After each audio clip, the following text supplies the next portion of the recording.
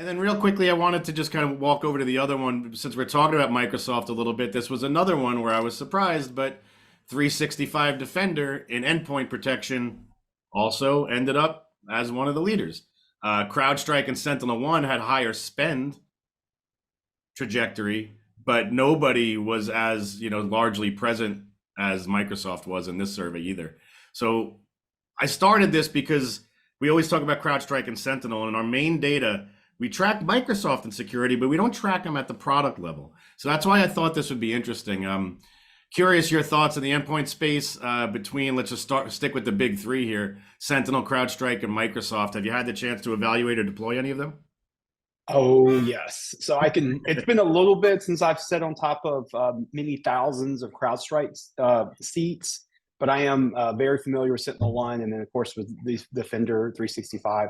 I think it really, people kind of forget that Microsoft is probably one of the largest cybersecurity companies in the world. Yes.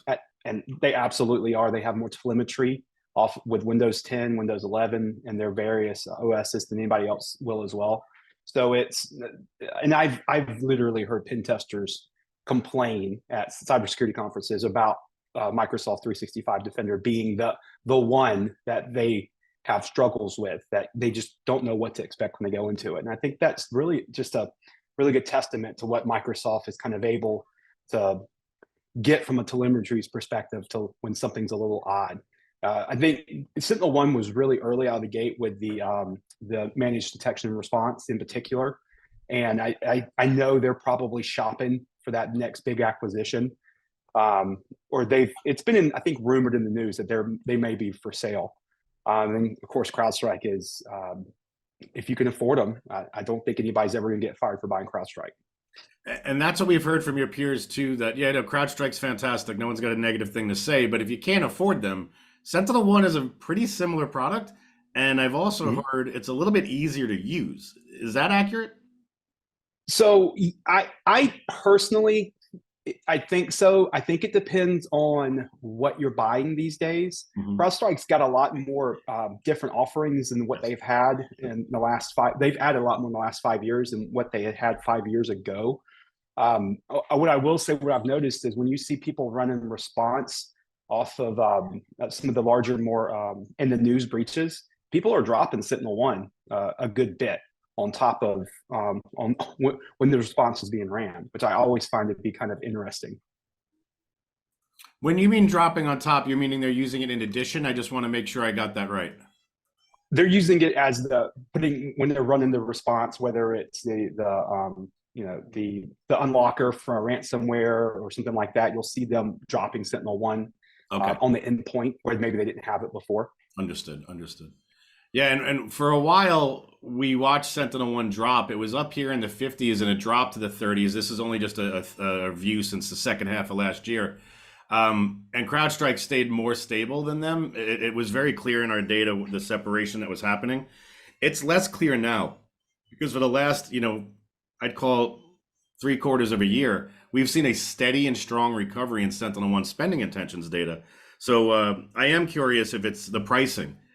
Because CrowdStrike is still considered a leader. They've expanded the breadth of their offering and services as well. You don't even have to run CrowdStrike yourself. You can go ahead and use it as an MSP. I'm just curious why you think SentinelOne might be catching up. Because if I had looked at this, a full year ago, it was very clear the separation that was happening. It could just be how they're marketing themselves. There is always that kind of hesitation, I think, when people look at CrowdStrike, the cost in particular, like they're not cheap, but you do get what you paid for. And I think SentinelOne is just a little bit more attractive from a value perspective. I have nothing bad to say about really either product at this point. It's kind of what fits your organization, honestly. I think, but once they're there, they're probably sticky. Right. They're not either platform is going to give you probably a big reason to want to switch, unless you're going to switch to to Microsoft 365 Defender because you're looking to cut costs. That would be the one that I think that they probably either one of them would be losing market share to. Yeah, and I want to go down quickly to the ROI aspect for these. So I found it interesting that Defender had the highest ROI. I don't know if this isn't a full E5 license deployment. You could get it at a lower level. but SentinelOne definitely beat out CrowdStrike for ROI. So it was, yeah, I mean, it's an expensive. CrowdStrike is an expensive product, so that's not incredibly surprising to me. yeah, I thought it was a big difference too. So just I think your point is, let's not overthink this. The reason why it's doing well is because not everyone wants to pay the premier pricing, and they're both good products. It might just be that simple. Exactly. And again, why you saw 365 or Defender 365 with the highest ROI, right?